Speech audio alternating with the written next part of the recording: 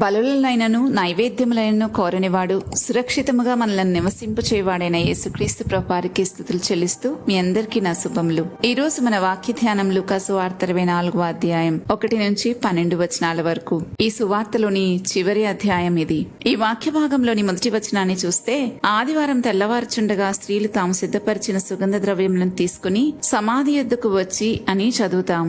ఆ స్త్రీల పేర్లు 10వ వచనంలో మనం చదువుతాం.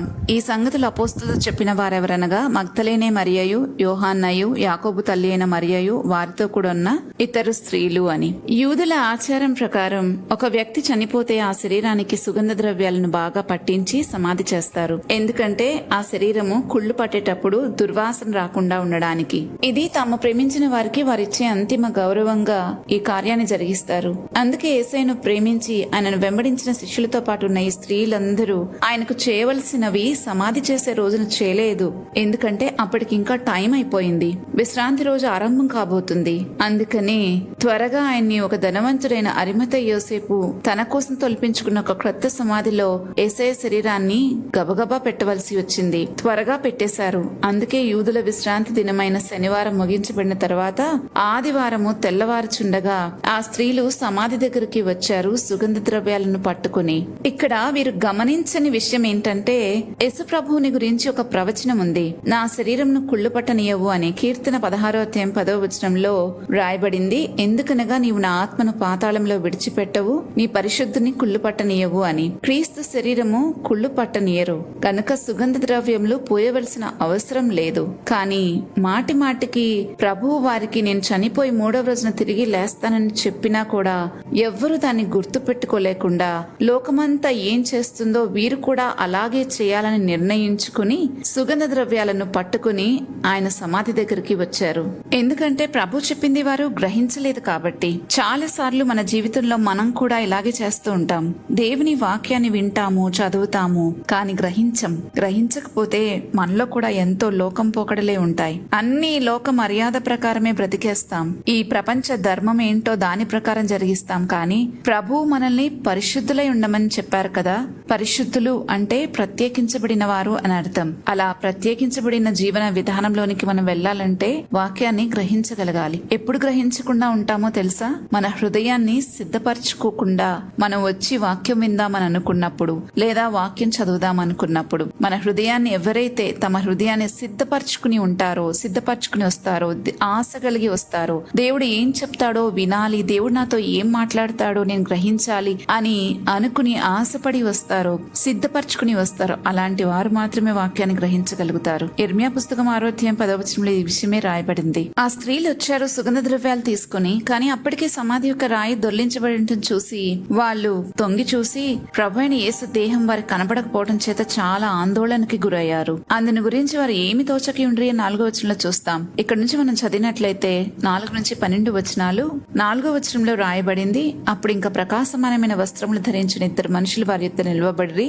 వారు భయపడి ముఖములను నేలమోపి ఉండగా, వీరు సజీవుడైన వానిని మీరెందుకు మృతులలో వెతుకుచున్నారు అని 5వ వచనంలో, ఇంకా 6 నుంచి 12 వచనాల్లో ఆయన ఇక్కడ లేడు, ఆయన లేచి ఉన్నాడు, ఆయన ఇంకా గలిలయలో నుండినప్పుడు మనుష్య కుమారుడు పాపిష్టులైన మనుషుల చేతికి అప్పగింపబడి సిలువ వేయబడి 3వ దినమందు లేవవలసి ఉన్నదని ఆయన మీతో చెప్పిన మాట జ్ఞాపకం చేసుకుండని వారితో అనిరి. అప్పుడు వారు ఆయన మాటలు జ్ఞాపకం చేసుకుని సమాధి యొద్ద నుండి తిరిగి వెళ్లి సంగతులన్నీ 11 మంది శిష్యులతోనూ తక్కిన వారి అందరితోనూ తెలియచేసిరి. ఈ సంగతులు అపోస్తలులతో చెప్పిన వారెవరనగా మగ్దలేనే మరియయు, యోహాన్నయు, యాకోబు తల్లి అయిన మరియయు, వారితో కూడా ఉన్న ఇతర స్త్రీలను. అయితే వారి మాటలు వీరి దృష్టికి వెర్రి మాటలుగా కనబడిన గనక వీరు వారి మాటలు నమ్మలేదు. అయితే పేతురు లేచి సమాధి యొద్దకు పరిగెత్తుకుని పోయి వంగి చూడగా నారబట్టలు మాత్రం విడిగా కనబడెను. అతడు జరిగిన దానిని గురించి ఆశ్చర్యపడుచు ఇంటికి వెళ్ళెను అని 12వ వచనంలో చూస్తాం. ఇక్కడున్న శిష్యులకు, స్త్రీలకు చాలా ప్రేమ ఉంది, చాలా గౌరవం కూడా ఉంది ప్రభువు మీద. కానీ గ్రహింపు లేదు. ఆయన చెప్పిన మాటల్ని వారు గ్రహించలేదు.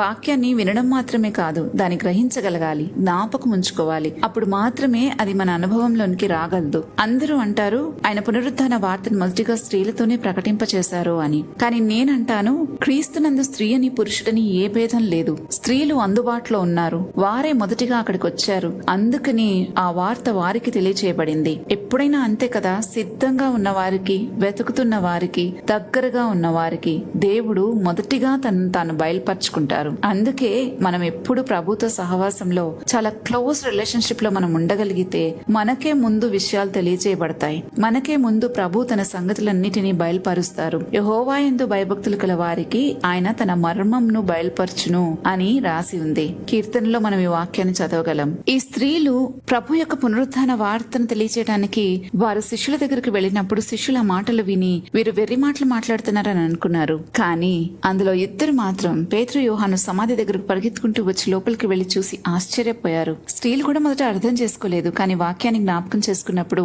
వారు సజీవుడైన పునరుత్థానుడైన క్రీస్తును చూడగలిగారు. శిష్యులు మొదట నమ్మలేదు, కానీ వెళ్లి చూసినప్పుడు సత్యాన్ని గ్రహించగలిగారు. ఆయన పునరుత్థానము ఒక గొప్ప సంగతి, చరిత్రను డివైడ్ చేసిన గొప్ప సంగతిది. మన నిరీక్షణ పునరుత్థానుడైన క్రీస్తునందు, మన విశ్వాసము పునరుత్థానుడైన క్రీస్తునందు ఉంది గనక మనవన్నీ అంటే పాతవన్నీ గతించిపోయి మనలో పునరుత్థానం ద్వారా నూతన సృష్టి ప్రారంభమవడం మనం గమనిస్తున్నాం. ఎవరైతే ఆయన యందు విశ్వాసం ఉంచుతారో వారి పాపాలన్నీ క్షమించబడుతున్నాయి. వారి జీవితము నూతన పరచబడుతుంది. పాపం చేసిన వారందరూ శిక్షా విధి క్రిందనే ఉన్నారు. కానీ ఆ శిక్షను ప్రభువే తన మీద వేసుకున్నారు. అందుకే వాక్యం చెప్తుంది, క్రీస్తు యేసునందున్న వారికి ఏ శిక్షా విధియూ లేదు అని. రోమీయులకు రాసిన పత్రిక 8:1 అందువలన మనం గ్రహించాల్సింది ఒక్కటే, ఖాళీ సమాధి ఒక ముగింపు కాదు, ఇది మన జీవితానికి ఒక క్రొత్త ప్రారంభం. ప్రభు మనందరికీ ఆ గ్రహింపును ఆ విశ్వాసాన్ని అనుగ్రహించునుగాక.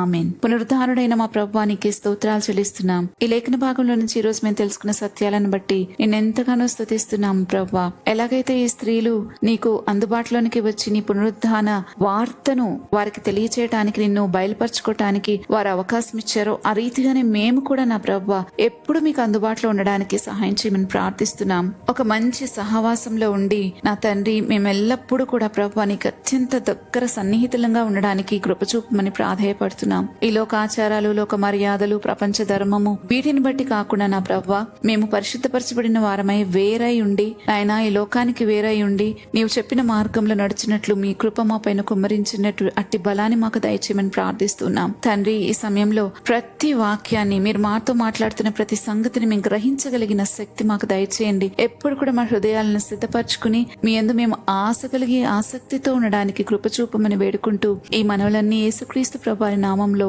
బ్రతిమాలుతున్నాము తండ్రి. ఆమెన్. రేపటి ధ్యానంలో మరలా తిరిగి కలుద్దాం. అంతవరకు దేవుని కృప మనందరికీ తోడైనను గాక. ఆమెన్.